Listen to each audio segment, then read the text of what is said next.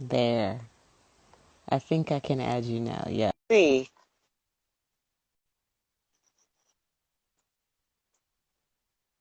Hey, One Dominion magazine. One There. Oh my goodness. I'm like, what is going on? It's always the fix if you just flip on the power button. You know what I'm saying? Flip it on and off. It always works. That's the solution to everything. day. How are you? Oh, I'm doing well. I'm doing well. How are you doing? I'm doing good on this Saturday afternoon. Good, Just good. waiting for a couple of people to join us.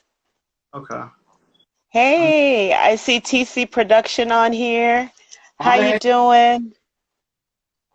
Thanks for joining us. And I see E. Dot Cell 122 joined. I don't know your name, but thank you for joining us. What's up, Oh, Trenton? he said the wave. Our boy, he was on the panel earlier this week, That's and right. boy, did he kill it. He killed it. Yeah, he put some clips together. Fire too. He did? Yeah, he ain't launched them yet, so I ain't going. Okay, okay, okay, okay. But it was like, What? He did the zoom in and the zoom out? yeah, yeah, he was killing Wow. it. Wow. Well, I can't wait to see him. That's Hey, right. everybody. Just waiting for folks to join in. I know it's 2:07. We got a little started a little bit late because of the technical issues, but I think we're back on track now. He said, "What's up? Glad to see you here." Yeah. Oh, forgot you. Ah, so yeah. So man, what a week. What a week. What a week. What a week. What a week. What a week. Busy week. Busy, It's busy. been a crazy, crazy, crazy busy week, but all in all, God is good, and I'm excited about our conversation today. Hey, misunderstood underscore Weeze F4. Thanks for Man, joining. really good podcast. Concrete. Yeah. Huh? Had to come out and Thank you so check much, Trent. Notorious Live. Yeah, no, I was saying, my man, Misunderstood Reads, boy, he has a great podcast. It's called Concrete Convos, which is really good. So, Nice. Shout out to Misunderstood. yeah. So, I try. Hey, We got a lot of folks doing great things. So, yeah, yeah, yeah. I mean, this this is an and I let me take out these headphones because it might be a little bit easier to hear you. It was a great time to have a conversation with you. So first, before we get started, everybody, I just want to just really take some time to just shout out Dontaye. First of all, many people probably don't know how tirelessly he works, A, for his community, B, for his craft, and C, for his family. He's a man of faith, a man of great integrity. I, I've known him for several years, and I'm always so in awe by him because he's self-motivated. And when you're an integrous person, you move differently than everybody else. You're not motivated by money. You're not motivated by getting your name in lights. You're motivated by something deeper, something more concrete. And the word that comes to my mind right now is the word legacy. And so, I can tell you all the things about, professionally, him working in television news, him starting his own business and just breaking away from the pack by doing work within the justice space. But what I feel is most impressive about him is just his simple humanity. He's such a human person, and he really brings his heart to everything that he does. And if we all could just simply aspire to just be a tenth of that, we would probably be a much better world. So I'm so excited to have you here today, my dear friend and brother, I and brother appreciate in the trenches. inspiring words there. Um, I appreciate it. I think the biggest thing is I just aspire to be like Jesus. I ask myself when I get up in the morning, if he was here, if he was walking this earth, what would his life look like? What would it reflect? And the reality is I mean, he stood up for the least of us, and he fought for the least of us, you know. And I look at so many powerful men in the Bible. I look at Moses and what he was able to do. You know, he didn't falter under the feet of the Pharaoh. You know, he stood tall. I look at Esther and what she was able to do with her position and her power. And you know, the reality is there's still a system of oppression that, you know, that impacts us greatly. And for me, it bothers me. And I think I think it should, you know, especially when it comes to to black people. And I mean, it's an issue that it impacts people of color as well. But I think specifically when it comes to black people and what they've had to endure in this country, I think you have to look at that system that was put in place to keep them on the bottom. I think the reality is 66% of us are either in poverty or under poverty, and whoever's in that 34% is one paycheck away from being on the bottom, you know? And I think the mere fact that such a large amount of us can be in that bracket says something.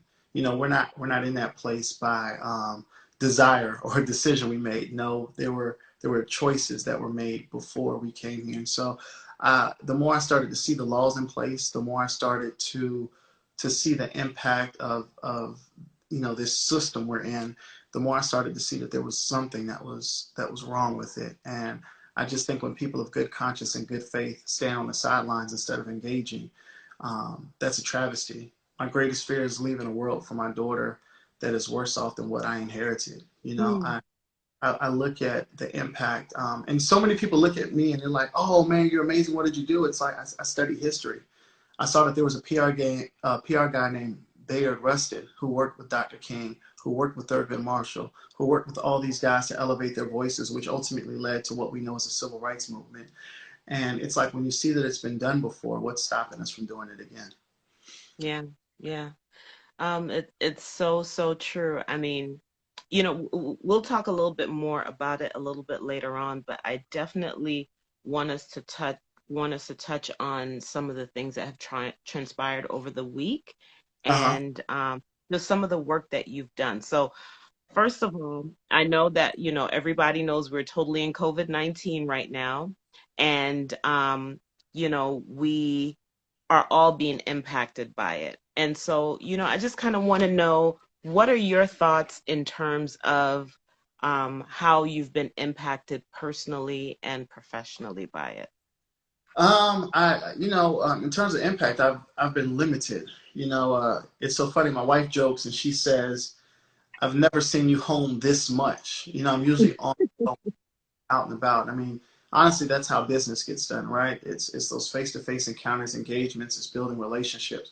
Well, all the things that I've been able to do to get to that place have been thwarted in a sense. And so but I think the reality is what people have to understand is that business hasn't stopped, right? It's just shifted. Hmm. And so it's Yeah, okay, how do we get into those places to be able to shift along with business? And that's just the reality, is how do I make that shift with them?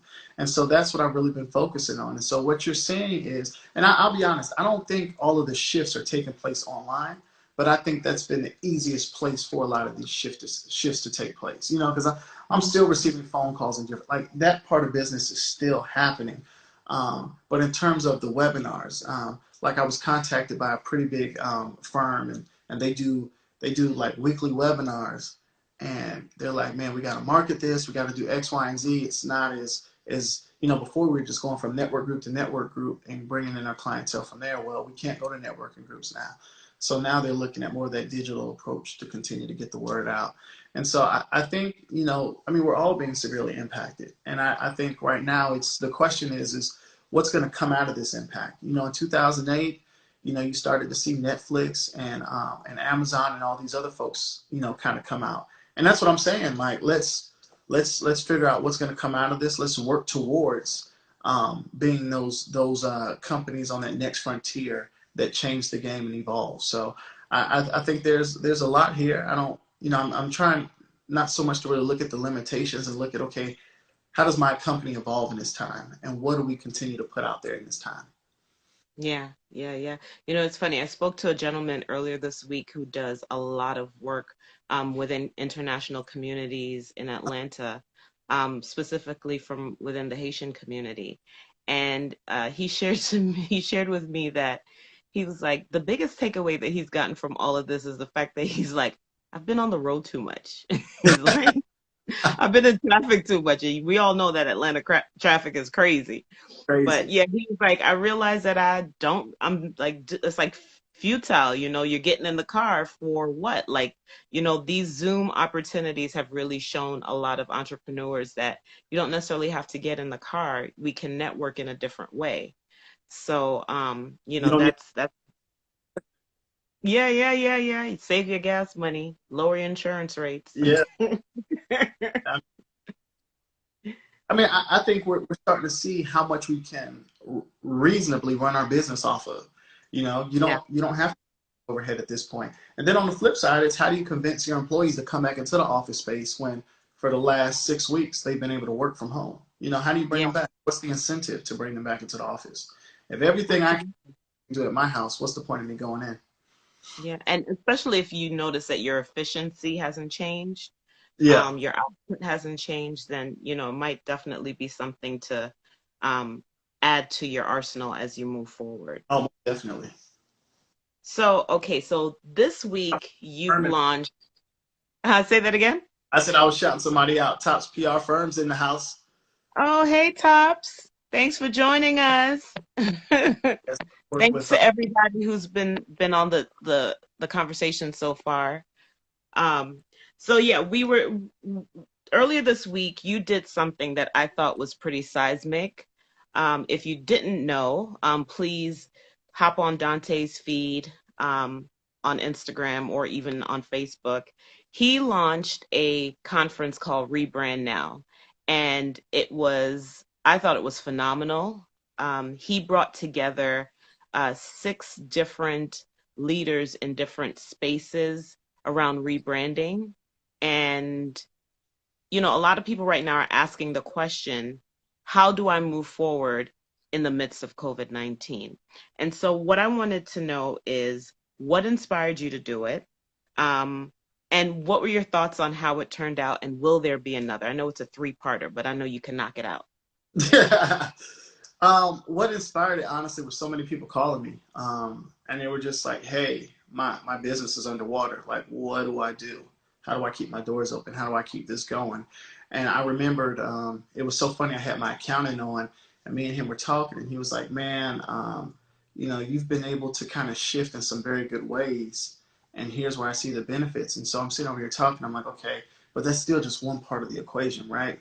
The other part Yeah, is consistently bring that traffic in so that your books reflect it. And one of the things that I've told people is I never stop talking, right? I don't call it, I don't just say it's marketing or PR. I just never stop talking. So I'm still putting out content. I'm still letting people know that Carter Media Group is here, that we're still relevant, that we're still working. And as I started to think about that, I was just like, you know what, I've got to package this because I've got so many people that are hitting me up and they need the access to information. And one of the things that I really focus on is providing value to this world. And I think as long as you're providing value, it's hard for you to kind of fall by the wayside because the information hmm you bring it to the table is essential. And so I think that that's one of the things that really inspired me to get it going. And I am very much thinking about bringing on a sequel. I mean, I've had some folks call me that, I mean, from some pretty big companies that, I'm just like, why, I'm not as big as some of these other PR marketing firms are, but the reality is I provided value. And when you provide value, it forces people to stop and take notice. And I think the more that we can really focus on providing value and bringing that value to the table. And it's so funny because, when I started my company, I remembered I was running to all these different networking groups. Got a network, got a network, got a network. Oh man, I got hmm so and so. He owns this big company. I can be of value to him. Maybe get a big contract out of him. Yada yada yada yada. And then I just kind of sat back and I just started watching the lay of the land. And I just noticed that they're just a handful of tables that people have built.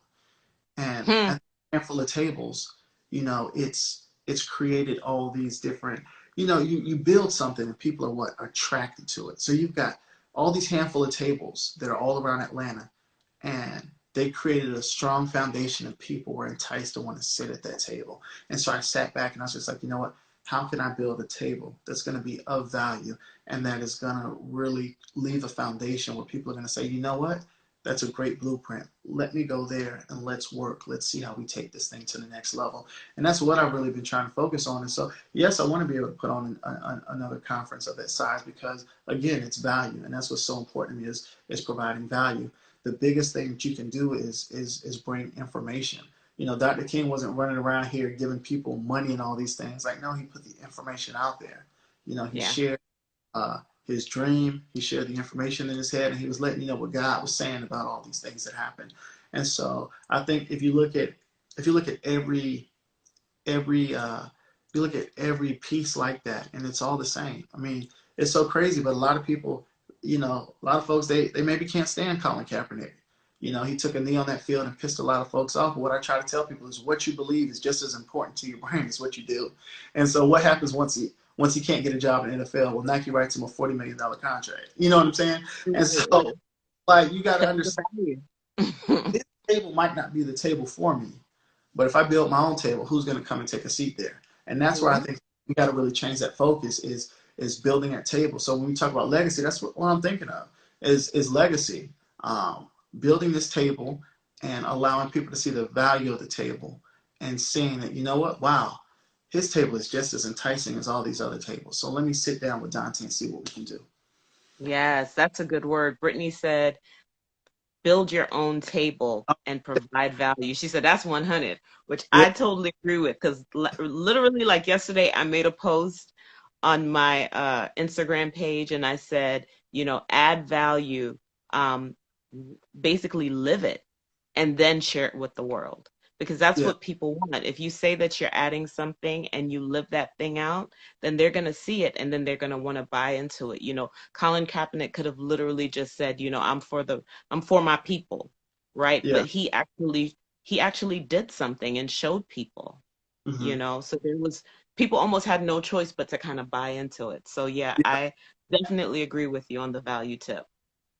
Yeah. So So yeah, I okay, so we've talked about COVID-19 and the impact to businesses, and I'm so excited to hear that you're going to do rebrand now again because I think as time goes on, you know, the dust is still starting to settle, but I think as time goes on, we're going to see more and more people who need to like redefine themselves in the midst of all yeah. of this.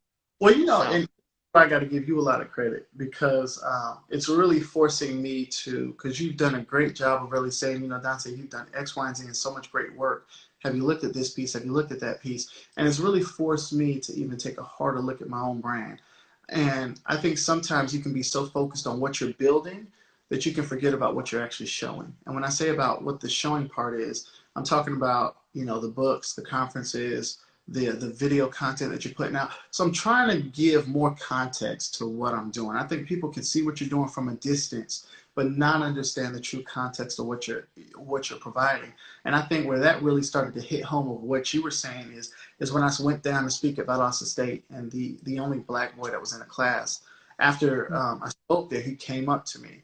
I mean, this is a packed room. You know, he's the only black kid in there, and he said, you know, I want you to know, just seeing you up there changed the way I see what I'm able to do and what I'm able to accomplish.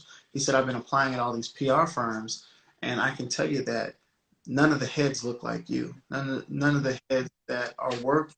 I mean, everybody that looks like you are working. You've got people that look like them working under. He said it just really changed the way I see myself and what I might want to accomplish. And I think that's the biggest thing is, you know, we have to understand that because of the history of this country. Like folks will say, "Oh, that was so long ago." I mean, it's not that long ago. I'm the first person in my family to be born in this country with all of my rights recognized by the U.S. government. And so the reality is there's still need for my narrative and my presence to be out there. And I don't serve my community any justice by not speaking that truth and allowing that truth to be seen through me. wow. I'm telling you, this brother's deep. This brother's deep. This brother's deep. So, okay. This week has been, you know, like I mentioned earlier, um, uh, I think it was like it was a seasoned salt moment or uh, a vinegar moment for us, that even though we're in the midst of COVID-19, I think I saw a video yesterday from Kirk Franklin that said, even though we're in the midst of a pandemic, there's been another pandemic that has been going on for hundreds of years. And, it took this again to remind us that, we need to simultaneously battle these pandemics. The same amount Mhm. of attention we give to COVID, we also need to give to the issue of race in this country. And so, one of the things that um, really just moved me this week was the response to Ahmaud Arbery's death. Mhm. And, I wanted to hear from you. What is your reaction to this case? And what do you think our collective message as a community needs to be right now?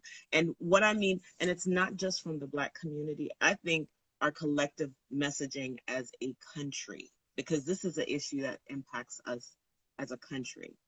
Yeah, well, it's definitely a bipartisan issue, and full transparency, I was one of the PR guys on that case, and we were behind that, it going viral. I remember once we got the okay from the attorneys and we put it out. I mean, I reached 100,000 people in 24 hours. I only have 2,000 followers on Twitter. I should not be able to get that type of traction, but the reality, Wow. um, this is something that impacts us all. And, as I watched the video, man, I kind of lost it. And I remember breaking down and falling. And I was on the floor and I was just crying. Because, as I read the police report, I've worked with enough attorneys to not just read a police report for what's there, but reading a police report for what's not in there. And there were just a lot of questions that I had about this police report and about the information out there. So I remember putting one of the articles out, and I just said, I'm tired, I'm tired. And this was right when, I was contacted about helping out with the case. And all I kept saying is I'm tired. And I remember on Facebook just all the pushback I got. And I was just like, wow, like, and I told him, I said, and it was tough because these are folks that I see in church. These are Christian folks, and I get upset because I'm like, at the end of the day, who was the last person that Christ saved? It was the convict on the cross right next to him. And he said, today you will Mm-hmm. be in paradise. And so even if this young man committed a burglary, even if he committed a burglary, he did not deserve death. And for our hearts to justify it was so frustrating to me. And I try to do a better job of not just yelling and screaming, but taking the time to make sure that I can communicate in an effective way. But it was tough. And when I saw the video, I was hurt. I was upset. But I was so grateful that it picked up the amount of traction that it did. I remember sitting down with a descendant of a Confederate general, and me and him, we don't see eye to eye on a lot of things, but we saw eye to eye on the fact that this was wrong. This young man shouldn't have been murdered in this case. And I think that speaks to not just the proper messaging, but also showing folks the humanity.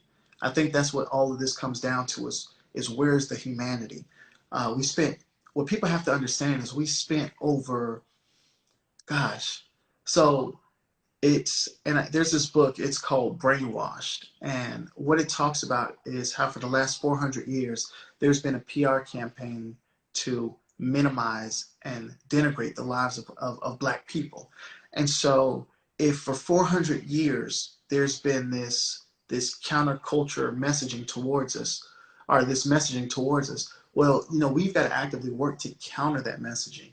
And so when we talk about Black PR people being in this space, Black attorneys being in this space, because I was speaking to one of my followers, and she said, well, what's going to happen? I'm so tired. I'm aggravated. They're not going to do anything. What are they going to do? They didn't do anything for Trayvon. And I said, you know what? I know the team that was on Trayvon's case. And I can tell you right now, it was just one Black person, and that was the attorney Hmm. on it. Wow. Everybody else was there for the money. And I know they were, and I'm not saying they were there for the money because they weren't Black. I'm saying that they were there for the money because when I sat down and I spoke to the PR guy, he asked me, how do you continue to put yourself in these spaces?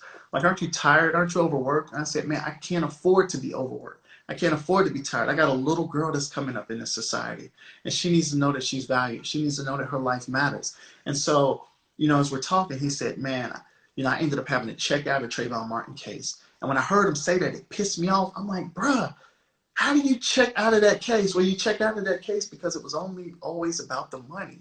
It was never about Trayvon's life. It was never about Trayvon's story.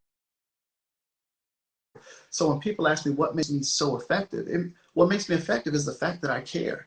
The fact that, and this is one of the things that I said when I did a live video on Facebook is, everybody, I've got a lot of my white friends that do a lot of talking about, Dontaye, you're different, you're different, you're different. No, you all can, resolve in yourself that I'm different. But when I see Trayvon, when I see Mike Brown, when I see, even taking it back further, Emmett Till, I see my face in those men.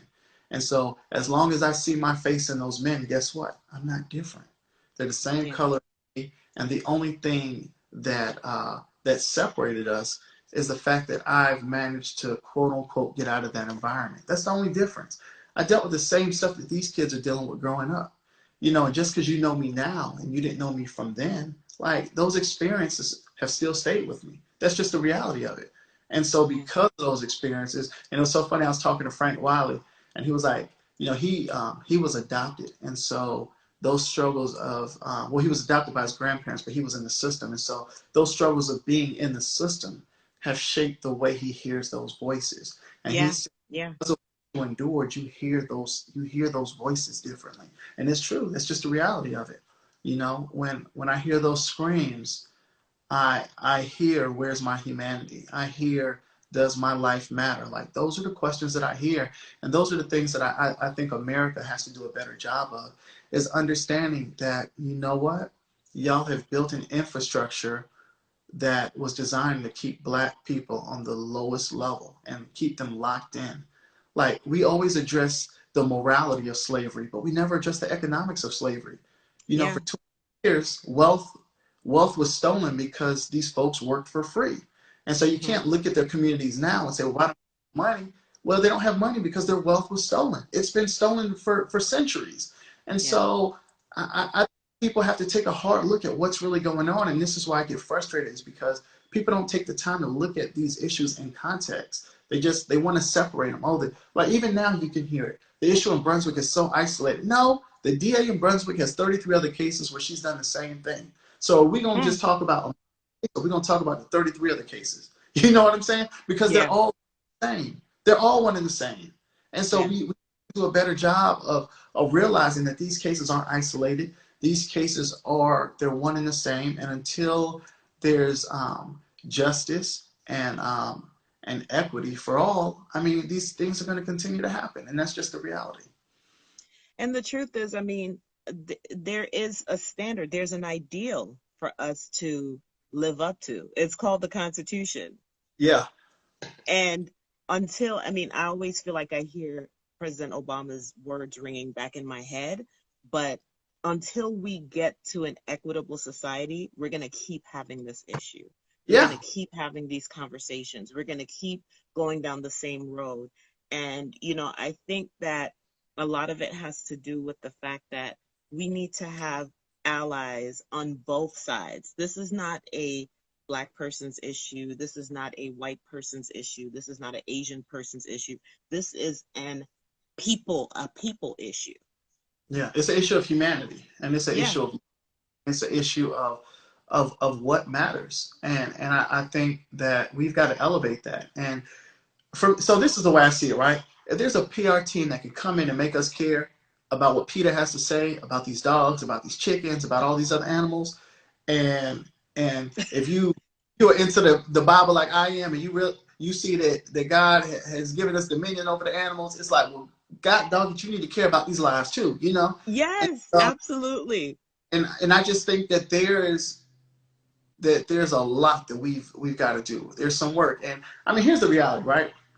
My grandfather just passed 2 weeks ago, right? Oh, I'm sorry to hear that. No, it's fine. But if he lived through all of this stuff, how many of these folks on the other side that have fought so hard to keep it up are still alive?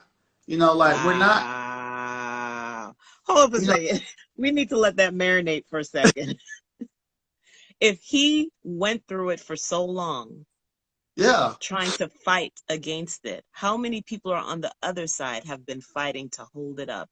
Y'all, that's a hashtagable thought right there. I mean, how many of them are still on Capitol Hill? You know what I'm saying? Like, I mean, Wow, got it. that's good.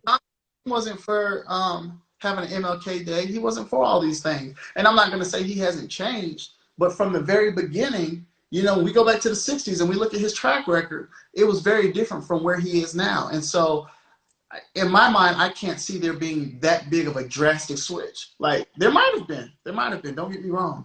But I'm just Yeah, saying there's a lot of folks who were, you know, there on Capitol Hill that their agendas are their agenda isn't equality and equity. Their agenda is how do I keep the resources in my community? And listen, I'm all about everybody eating. That's why I'm here. You know, that's why I'm here. That's why I built a business around this platform because yeah, you got to understand that. So, you know, let me back it up a little bit. When I was working in the DA's office and we had all these opioid cases and all these rich white kids were going to jail. And I saw one of the wives who was married to a guy that owns the one of the largest Fortune 500 companies in this area, I mean, in America. And I seen her come up there and she didn't have a meeting. She just walked straight into this elected official's office, who was my boss at the time, and said, look, we need X, Y, and Z done. We got to start, you know, bringing the humanity back to these kids. They're not druggies. They're not all these things. They're sick. And when people are sick, they need a treatment. And I'm hearing her talk, and I'm like, man, where were you in 1990 when I'm looking at my uncle strung out on crack? Like, you know what I'm saying? Like, where were you then? And so yeah. I think that like that's Hmm. part of what we got to start to do is addressing. I saw what they did. They had the PR people. They brought the doctors in. They brought the law enforcement in, and they Yep. all, you know what? This is a sickness. We got to deal with it. Well, you know what? Racism is a sickness too. We got to deal with that too. So let's make sure that we really get to the meat of this thing and really start working to create an America that works for everybody. And right now, it doesn't. Yeah, yeah. It's so true. Wow, wow, wow, wow, wow. That comment about your grandfather and him working through a system while somebody was on the other side trying to hold that system up. And that's the reality. That's It, that's it, crazy. But it shows just how long we've been at this thing, yeah. right? I think we've convinced ourselves that we're far removed from it, but we're not. We're not. You gotta wake up. I mean, again, the fact that 66% of us are either in poverty or under poverty. I'm trying to figure out what under poverty looks like. What is that? Well, that's homelessness. That's all these other things that we've programmed ourselves to not even think about. And Yeah, so, you know, if it's 66% of black people in that box, you know, yeah. then in the other 34%, maybe a handful of us are in a very comfortable setting. Everybody else is kind of, oh, we can't talk about this stuff because I need this check. You know, I Right. lose this check. I Wow. lose the car. So I think we got to Mm-hmm. understand that. And you know what I've learned from building the business, from coming out and talking to people, it's a lot of people that think and speak and feel the same way that we do. The problem is we're all just not speaking with one another, and I think Yeah. that's what has to change.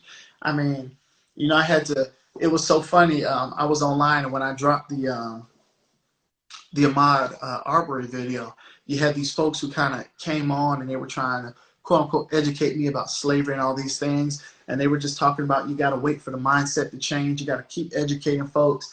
And they were like, you know, just think it took them so many years just to show people that slavery was wrong. And I'm like, no, people were saying slavery was wrong from the beginning. Are you serious? Especially the people who were enslaved. Yeah, like I mean, they were saying it baffles me. I'm like, people were Yeah, saying in the beginning, you know. yeah. So, I see Ashley says we're not speaking with one another and creating plans to act. And Brittany said, wow, I did not even know that 33 cases. Geesh, she was talking about from the prosecutor that you're talking about from Glenn County. but the crazy thing is, I got police officers from all across Georgia in my DMs right now telling me how this lady needs to be out of office. They were the ones bringing the cases to me. I mean, Wow. you can start Googling her. And Channel 2's covered some cases. They covered an issue where there was this mother, young white lady, who was shot and killed by police. And one of the Georgia State Patrol guys were trying to pull her out of her car. But before he could even get to her driver's side, because they had pinned her car in and he was coming over to arrest her. And before he could even get around to her car, the police department had started shooting like pow, pow, pow. And the trooper, after they were done shooting, walked around the car and said, "She's dead." And one officer said, "Yeah, I hit her right between the eyes." And it's like, yo, humanity, humanity. Like this lady, this wasn't a bank robber. This wasn't all these things. I'm not saying police don't have a tough job, and that's why I told the officers that came to me with this information that I really respect what they do and what they've done, because I mean, y'all know where the bad apples are. We don't know who the bad apples are until we face a bad apple. You know what I'm Right, saying? right, right, right, right. It's I so think true. it's imperative that they step up and they bring these things to light. And so, I mean, yeah, them 32 Ah, cases. wow. It kind of reminds me of what happened in Indianapolis with the young man that was shot running away from police. Yeah. How there was audio being recorded still because he was going live, and there Mhm. was an officer in the background talking about well, he's going to have I think he said something to the effect that you're going to have a closed casket, homie, Yeah. um, right after the shooting. Yeah. And people were like still online, like hearing that whole thing go down. Yeah. It's just crazy. Uh, Britt says this is great. This is great and much needed conversation. Thank you both for hosting this. Absolutely, absolutely. Yeah. Thank you for tuning in as well. It Yes, does. yes, yes, yes, We yes. nobody tunes in. I know, right? But you know what? People are trying to figure out. They're trying to wrap their minds around this whole thing, just like us, trying to Well, figure it out. Because you know what? I'm a mom of a little black boy. He's yeah. 12 years old. He's getting ready to step into that whole manhood space Yeah. and going from, a boy to a young man. And Yeah. this is a space where, as a mom, you start thinking, okay, I have to make sure that he understands what's happening in the world around him. So Yeah. this is a very, very important conversation right now. Yeah. And Dr. Sunri said it's difficult because I know good upstanding officers, yet I have such a parts of the police as a whole.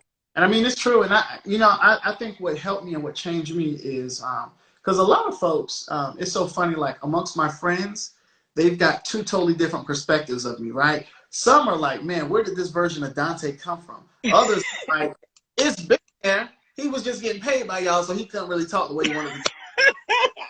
You You better know, tell it. but I just, man, I was so fortunate and blessed. So, I had the opportunity to sit down with Fred Gray. He was the attorney for Rosa Yeah. Parks, Dr. King. He had he was the one that sued the government on behalf of the Tuskegee experiments, the victims of that. And so when he sat down and he broke this stuff down to me, he always told me, he said, "You know what, Dontaye?" Because my question to him is, well, what would you tell a young man like me growing up in this generation? In terms of that want to make an impact, that want to leave a legacy. He said, man, he said, do the work. He said, as long as you're doing the work, the money always follow behind you. Just do the work. Take It's care. so true. It's so And true. I mean, I've just, he said, he was the first black man elected in the state of Alabama to a state seat since Reconstruction. So I mean, he's seen it all. And Yeah. I kind of sat back and, when I look at these things, I'm so blessed to have experienced folks of that caliber who've been able to help me to see this world in this context and to see that the fight's not over. Even reading more and more about, Coretta Scott King and what she was saying, because, her and Fred Gray, I mean, all the old heads have said the same thing. The reality is there's no executioners because they're tired. You know what I'm saying? Yeah. Yeah. Yeah. So now they're all in their 70s and 80s, and they're like, 80s. Thunder Yes. stepping up. We tired. I'm Um, gonna tell you the funniest thing. Like literally one day I had a conversation with Andrew Young, and he literally said, if they would have paid me in the 80s $100,000, he said I would have shut down. I would have about and sat down somewhere, but they never paid me that money. So he had to keep on talking. So yeah, Yeah, but it's so I think the true. reality, we're in a place right now. But let me get back to the last point before I jump into this new one. So, I mean, what Fred Gray's folks have been saying is, they were able to attack a lot of things and it was so crazy. Like, so what he told me is, he said, I told myself my purpose in life was going to be to destroy the system of segregation. And he said, I did that. I did that. He said, now what do you do? And so it's so crazy because they talk about the pieces that they never got to attack through after they hit the system of segregation, but it was the criminal justice system and it was economics. Those are the two pieces that they weren't able to touch. And I mean, those are the two pieces that right now are impacting us at a very high level. You know what I'm saying? Economic, our communities are torn. And I kind of get frustrated, especially when I see other African Americans start, saying, well, just go to school. Well, no. I mean, economically, things haven't changed because we don't have a huge stake in black ownership and black business, right? Yeah. But if you look at the history of what happened in black business, you have to address Black Wall Street. You have to address what happened in Chicago. You have to address what happened in Rosewood. These are all cases where there were these alleged guilty African, and then they get these communities burnt down, and then the person comes out and say, no, they didn't rape me, they didn't touch me, they didn't do these things. But excuse me, there was nothing left. No insurance companies came to help them build up these communities or anything. None. So when you talk about the lack of infrastructure, you gotta really go back to address these things. Because I tell folks all the time, like, you know what? I'll give it to you. For whatever reason, you felt like black people needed to be slaves. Okay, I get it to you. Let's talk about what happened after, when y'all took the 40 acres and the mule back from us. Let's talk about all these things that have systemically happened to keep us locked into the lowest level here in America. And I think the more and more that you start to look at those things, the more and more you start to see that what's happening to us right now isn't by accident. And that's why I think you have to have. And so another part to this, think about what drove the civil rights movement.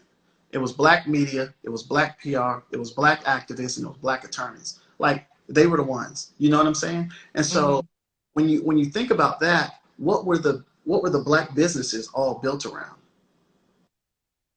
Because what is the one thing that ties us all together is the message of injustice and systemic oppression. Yeah. So the black business owners had to be involved in that conversation. You see what I'm saying? Yeah. So what funded the civil rights movement came from black business. What funded black media was black business dollars advertising. So when you realize all of that stuff was connected. It's interconnected. You know what I'm saying? Yeah, it only makes sense.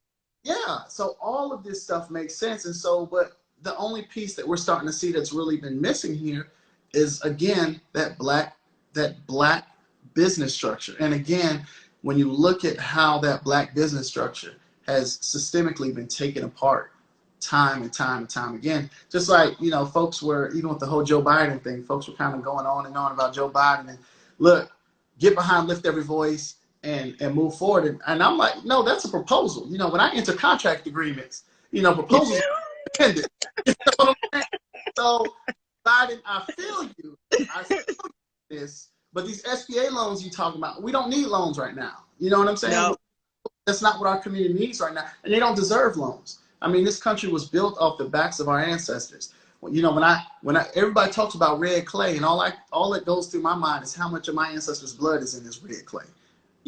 Clay just don't turn red. You know what I'm saying? Yeah. And when I start to see these things and I'm looking at it in its context, I'm like, okay, more needs to be done, and we need to be able to come together and be able to collectively. And this is what I was telling a lot of those guys, because they were like, man, all these guys who are working for Biden's campaign.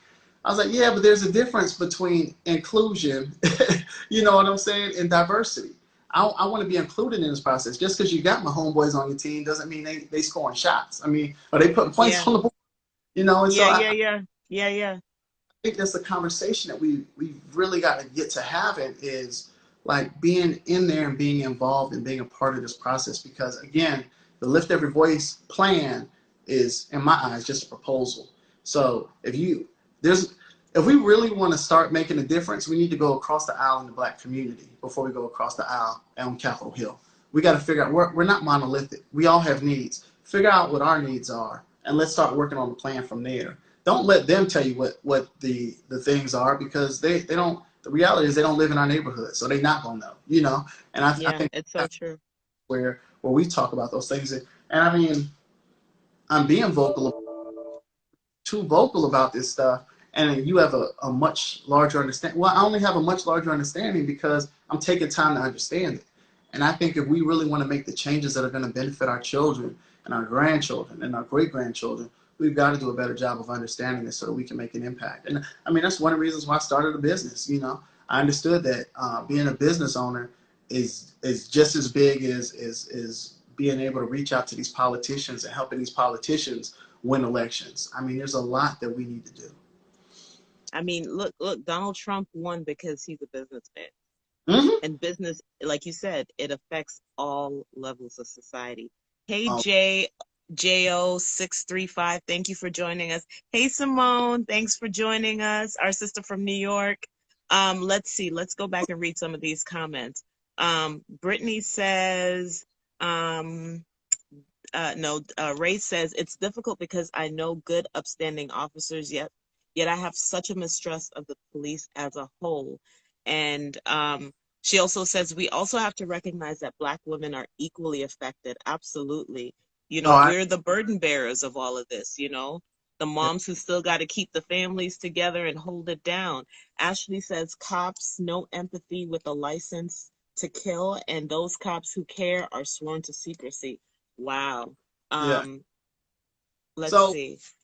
let me chime in on the line about the sisters. And I think what really impacted me most when I hear that is there's a documentary on Amazon Prime, and it was about the Black Panthers.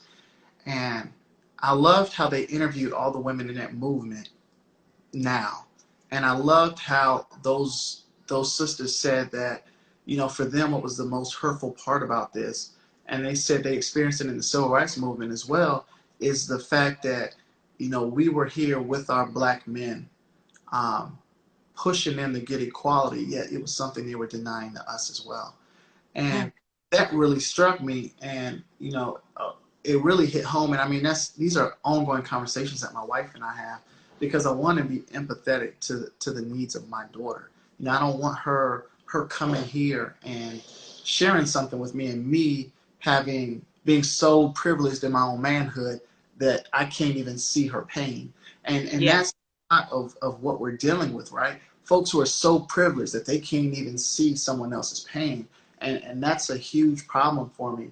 And so, like, even with the R. Kelly case, like, that was my whole thing. My biggest my biggest deal was, you know what? Because I told my wife this, because I remember when those attorneys first reached out to me, and I was talking to her about the case, and I was talking about how heavy it was, and all these things, and I remembered how quiet she was getting, because then I started talking about, well, how much do I need to charge for this? Because, I don't know how long this thing is going to be, and all these different things. And she was just quiet. And she said, when I asked her what was wrong, she said, I mean, Black women just need Black men to just stand up and fight. I mean, we need y'all to act like you care about your wives, your daughters, your mothers, your sisters. And I remembered her just going on this long tangent. And it was kind of at that moment where it hit me. And I was just like, man, I've got to do a better job of taking time to acknowledge that pain. Because through the lens that I see this world is through the pain of a Black man. I've got to expand that lens, and in order to acknowledge what my wife is dealing with, to acknowledge what my daughter is going to be dealing with. Like, I was sitting there in my daughter's closet, and my wife has bought all these shoes, and they've gotten all these quotes and different things written on them for my daughter. Like, she has shoelaces that say "Girl Power," "Black Girls Rock," just all these. Oh, It's like, that narrative is so important to us. But if I don't allow myself to be connected to that pain, I'm not going to fully understand how to how to help her in this world, because the world that she's growing up in is going to be vastly different from mine. And I think that, for me, I've got to make sure that she's prepared for what she has to tackle. yeah. I love the fact that you are in touch with your empathetic side. and that you are considerate of what Black women are facing in the midst of all of this as well. Dr. Sunray gave you a whole bunch of applause. Thank you, O4IMD, for joining us as well. One of the things you just touched on just now, which is a lot a lot of people just really don't know about you, is that you have been the force behind the movement to bring R. Kelly to justice. And, we just talked a little bit about the impact on Black women in social justice. And then this R. Kelly thing is a whole nother issue of itself, right? Tell us a little bit about what inspired you to be a part of that process and where we are right now in the case. Yeah, it's so funny. My younger sister called. She's full of jokes. She was like, "Man, you was the last dude I would have thought would have been a force behind this." Down a step in the neck. I'm like, yo, you need to chill. Don't do me like that. You talking about something I did as a young boy, and I think again, I think it kind of went back to that conversation I had with my wife when I actually saw the pain in her eyes, when we were looking at the details of this case and some of the things that happened to these women. And I tell her this all the time, I was so grateful that she was so patient with me because, and I apologize for how this is going to come off. I really don't know how to just say it, but sometimes it's easy to look at some of these cases and think, oh, that brother really didn't do it. I mean, he was just shooting his shot. We all shot our shots. We all shot this. We all shot that. And, my wife did a great job of explaining to me, even within the power structure, like even when we talk about Harvey Weinstein, like with your power, Dontaye, what did you do? Like, yeah, when a man without power rapes like physically rapes a woman, that's one thing. But when a man with power, with money, with resources, where a woman can't even fill out a police report, like really going through these levels. And that's why I said I was so appreciative, because I had to get deeper with my level of understanding of what was going on. And what I came to realize is that all these laws that were written by old men, white men specifically, but old men. So they're not even adequate enough to address the issues of sexual violence against women, because we're writing these laws through the lens of, well, if he ain't shooting his shot, okay, this is rape. You know what I'm saying? Like, we're still not really adequately addressing these issues properly. And I really think that there needs to be a subgroup of made up of all women that go in the back, that review these laws and kind of scratch out and do some add-ons, because I just didn't understand that. Again, I see what police are saying with, hey, within the bounds of the law, this is a crime or this isn't a crime. R. Kelly, obviously, I mean, he was torturing folks and doing all this other stuff. But there's a lot, even before you get to all this other stuff, because we had to prove all this other stuff was going on. But even before you get to that, there's a lot that for women we're still not addressing. And we've got to get to this place of addressing it. And I remember sitting down, and I was talking to an older gentleman, and he told me, he said, Dontaye, how far back you want to take this stuff? And I was like, man, we might have to go back and get the founders of America too, man. Like, I take it all the way back.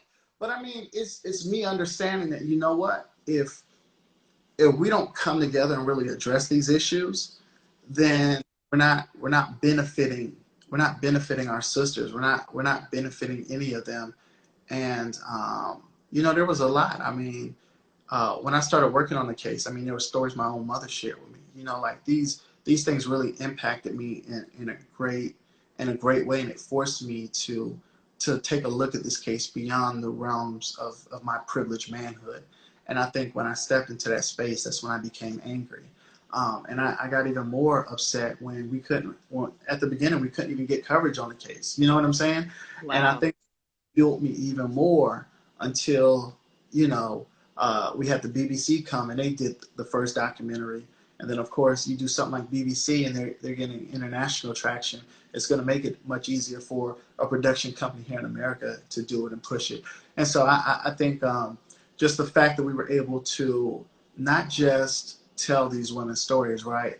But really put what happened in their context, being able to show the house that they were being held in. Like a lot of people don't really understand what happened. Like they say, well, why didn't these fathers go and do X, Y, and Z? Well, they did, but what are you gonna do if you got 300-pound security guards outside his house with AK-47s? Like you can raise all the hell you want to, but you ain't getting through them doors. Like that's just the Yeah. reality.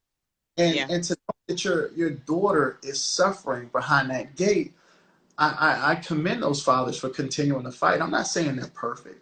I'm not, but this is what I can say for the folks that did say that they never gave their daughters to R. Kelly. I mean, there's a whole lot of which will come out in trial. Their trial was his trial was supposed to start in April up in Chicago, but of course with Corona and everything, it's been pushed back. But a lot of these are going to be details that come out in court, and I think that Lifetime did a great job of bringing a lot of those details to the forefront. But you also have to remember, there's only so much that even TV can stomach. You know what I'm saying?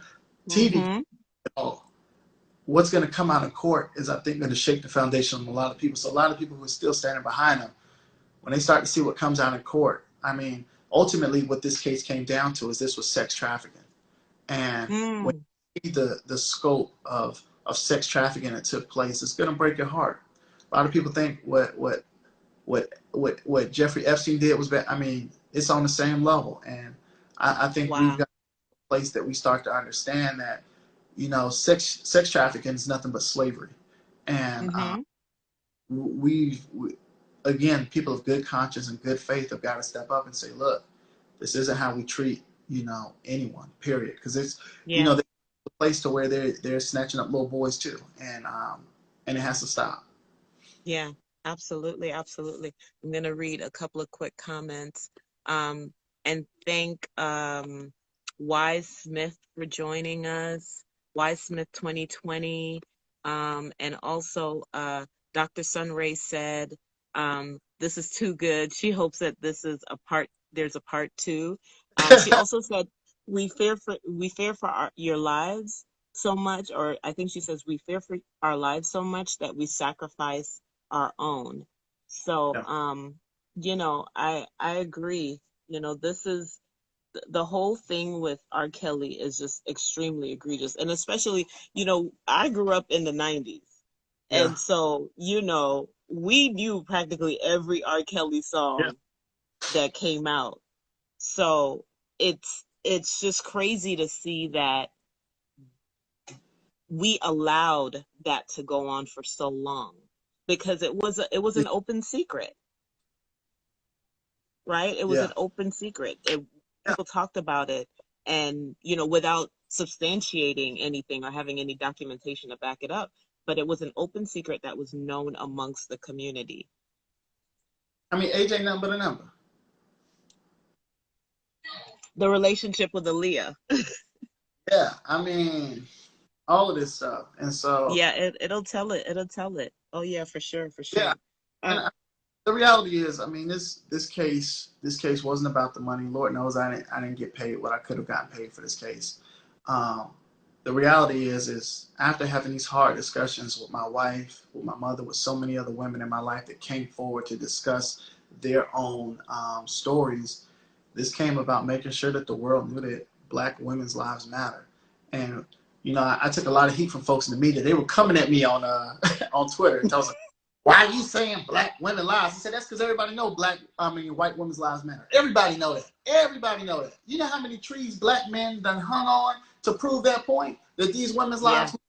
And so I think the reality is we got to get to a point of letting the world know that our sisters' lives matter too, and making sure that we elevate their voices, we elevate their pain, and not elevating it in a way to shame them, but elevating it in a way so that these lawmakers feel that pain and they feel in yeah, this go out and change these laws to make sure that there's equity and equality in the justice system, and making sure that these perpetrators are held behind bars. yeah. I think we've done a poor job culturally of treating Black women as precious. Yeah, Culturally they're treated as dispensable, right? So it looks like yeah, Instagram is giving me a countdown, like we need to wrap this thing up. But I just want to Oh, they thank give you you a. so much, Dontaye. Huh? It's giving me like I said, 16 seconds. But I just want to plug you real quick. Tell us your Instagram. yeah, you can catch me at PR_Carter03. It's up top too, where it has your name as well in the top left hand corner. So that's where you can